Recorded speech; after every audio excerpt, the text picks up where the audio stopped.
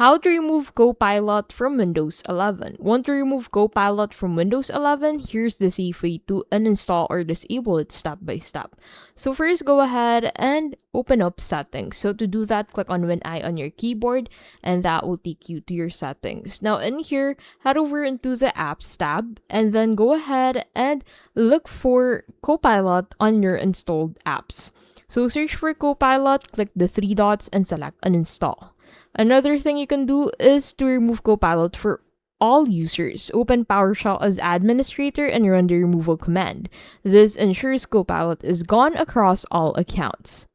Another thing you can do is to prevent reinstallation. So to stop Copilot from reinstalling during updates, remove its provisioned package using PowerShell. And that is how to remove Copilot from Windows 11.